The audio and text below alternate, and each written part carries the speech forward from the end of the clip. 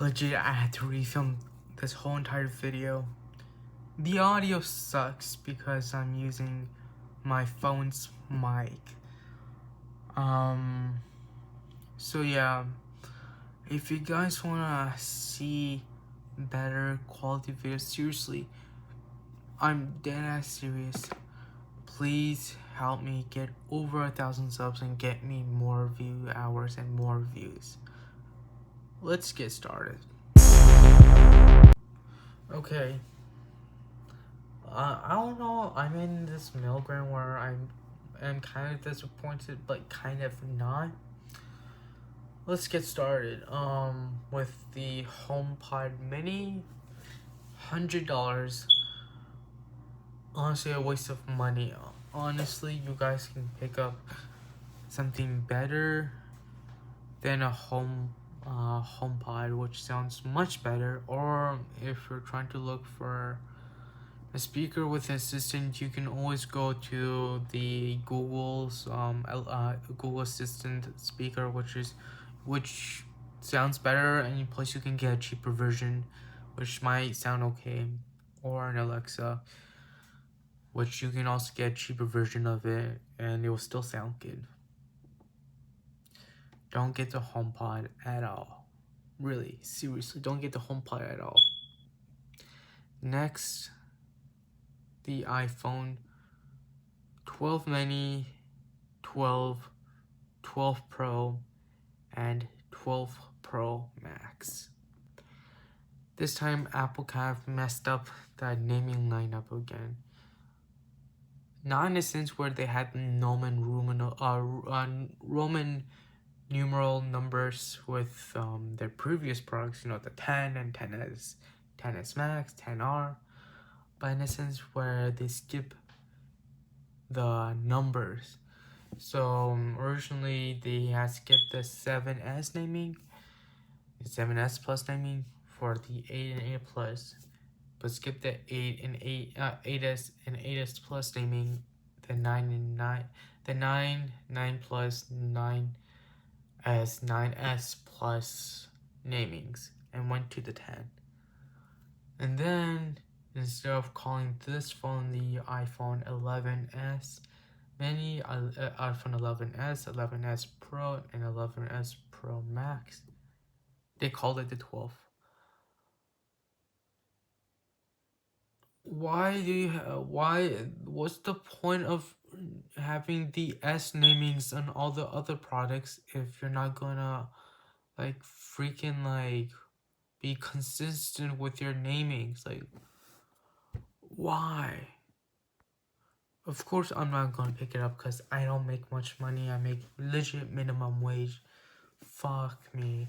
On top of that, I don't get paid by YouTube. I don't have much subscribers. I've been actually losing subscribers, and I don't have much view hours and views to get paid by YouTube to buy products and review them for you. But I have a mixed feeling with this iPhone. So I'm not gonna really talk about specs. It's just my personal thought. You can go to Apple's website or check out a bunch of other videos on it. So my reaction was, oh, that's okay. I was pretty surprised with the camera. Okay, they have this with the Pro models. They have the whole Adobe HDR video capability and whatnot. Of course, the Pro models having a better camera upgrade, but still the same thing as the 12 and 12 Pro. Cause yeah, and honestly, if you guys are trying to get Pro, if you are Apple, if you have the money to get an iPhone, I suggest not going for the Pro models. Just get the iPhone 12, not the 12 mini, the 12, because essentially most of the features are in the iPhone 12 and 12 mini, but of course the battery is better in the 12. The only thing you're losing is the whole zoom camera, but what I do like about the Pro model, the Pro Max, is that you can do 2.5x as opposed to 2x on the 12 Pro, 12, and 12 mini. If you're a big photographer and you really need an upgrade to an iPhone, I suggest going for the Pro Max, just because it has if we add all the camera features up on the 12 Pro Max as opposed to the 12 or 12 mini, of course, hands down, get the 12 Pro Max. But there's no reason to get that phone when you can get the 12 mini and 12.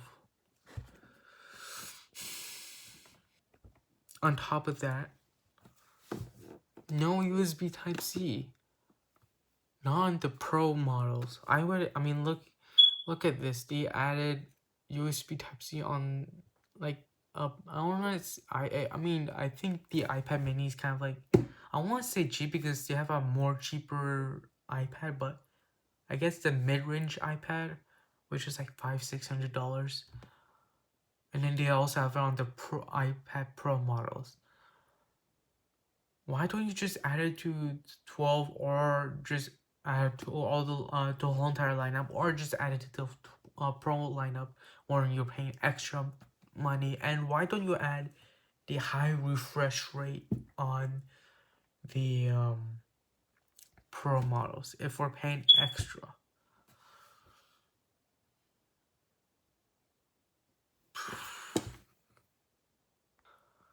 Um, One thing is the last year with the 11 and the year before that the 10R, the cheaper iPhone like 10s and 11s, they had LCD display, and that helped brought the price down. But with this one, you get OLED display, a much better quality display.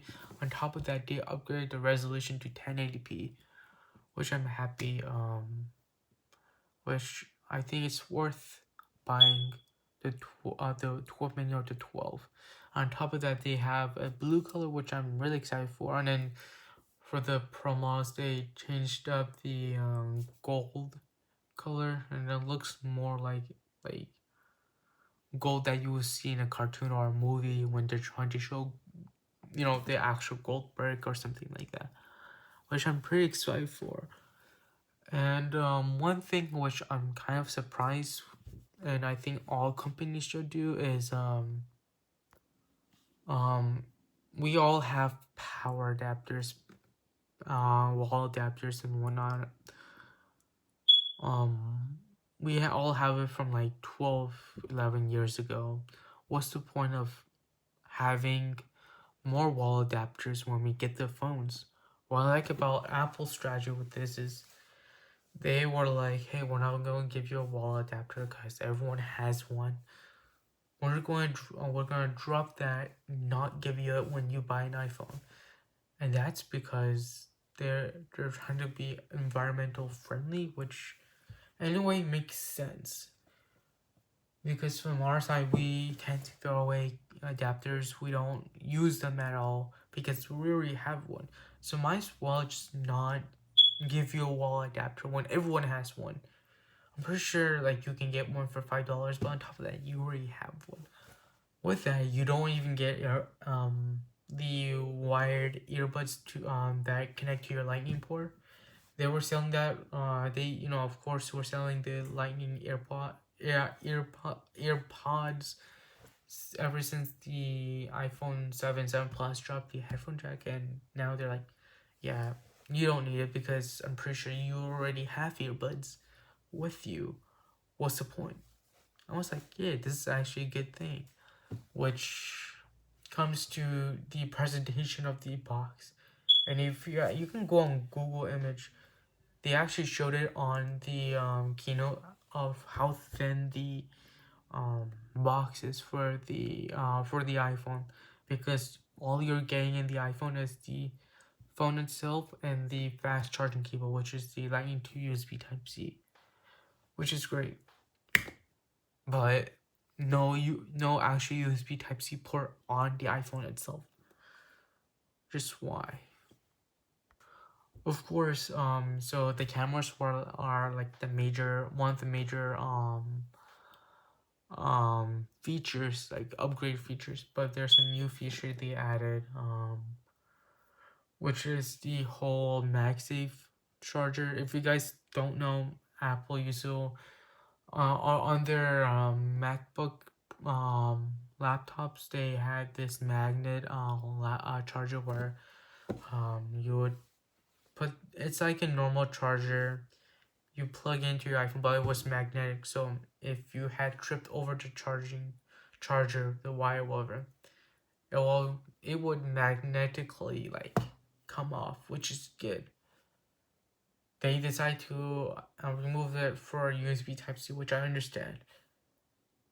But with the iPhones, you're able to have a MagSafe wireless charger. So the wireless charging thing is still the whole G wireless charging standard thing that all phones use. This time there's magnets. So Apple sells the official one on their website or at their stores for like $40, which is honestly I think a good way, a good segment for them to remove the charging port on their next phone. And I kind of like this method for people who are using, for people who want to use wireless chargers, because it's magnetic and you can still. I'm pretty sure I still have to test it out. I'm pretty sure other YouTubers who tested out, but I want to see how strong the magnet is, so that if I want to be able to use my phone while charging, would it still be would it still be intact? When I'm lifting the wireless charging pad and the phone off from my side table or table, whatever. And yeah, I mean that's kind of cool. So yeah, and I think not just Apple but all smartphone companies that sell phones with G standard wireless chargers in their phones and whatnot should have this feature where just a magnet in the wireless charger and on their phone, so that whenever they put the wire when they put their phone on wireless charging, they can also lift the wireless charging stand off from the table to use, which is I think a pretty cool feature if you don't have any ports, which you should have ports. Keep USB Type C, please, because I'm not gonna. You see, look, I understand, phones don't have much space, but I mean, come on. There's a limit to how many junks you can put onto your phone. And you need to keep a port at least to charge and to connect to your computer. As a guy like me, I like to transfer movies and whatnot from my computer to my phone using my cable. And I think that's, in a way, that's a better solution to data transfer. So yeah. So that's all. Please subscribe. Help me get the subscribers the view hours and the views, so that I can start getting paid by YouTube, get money to buy products for you guys, and help financially make me like financially stable and whatnot, and make this into a career. So yeah, thank you.